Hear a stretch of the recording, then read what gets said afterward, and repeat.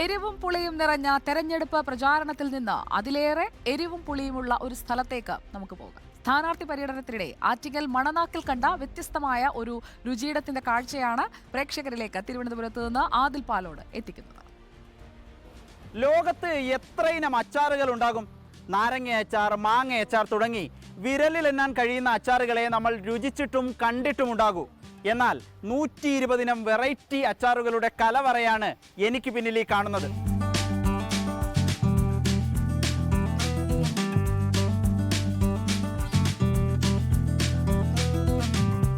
ഷീജ നാദർഷ ദമ്പതികളാണ് ഈ കടയുടെ മുഴുവൻ പരിപാടികളും നടത്തുന്നത്.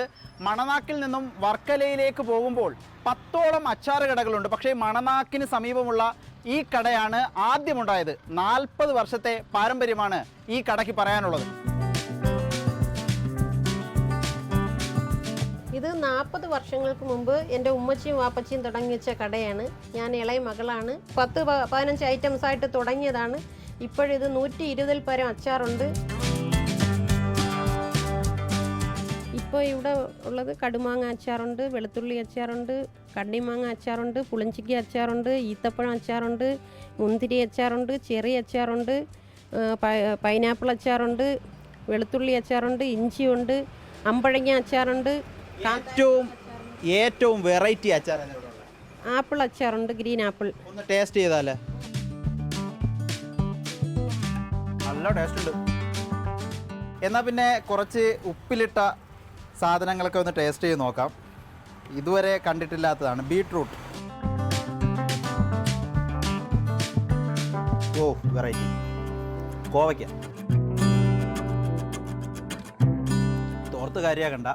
ഈ സ്ഥാനാർത്ഥി പര്യടനത്തിൻ്റെ ഒപ്പം പോയി കട കണ്ടപ്പോൾ പെട്ടെന്ന് കയറിയതുകൊണ്ടാണ് ഇതൊന്നും മാറ്റാത്തത്.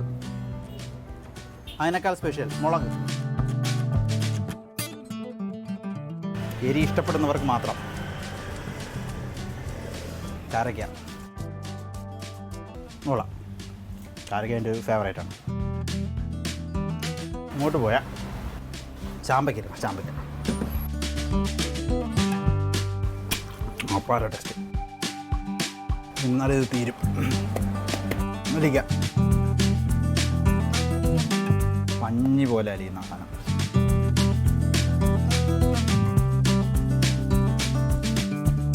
അച്ചാറുകളൊക്കെ ടേസ്റ്റ് ചെയ്ത് എൻ്റെ വയറ് പണിമുടക്കും എന്നാണ് തോന്നുന്നത്. പക്ഷേ രുചിയാണല്ലോ പ്രധാനം. അങ്ങനെ 2 അച്ചാറുകൾ ഞാനും വാങ്ങിച്ചു. ക്യാമറമാൻ സന്തോഷ് ചേവർക്കും രാഹുൽ കൃഷ്ണയ്ക്കുമൊപ്പം reporter Adil Palode, in reporter, Thiruvananthapuram.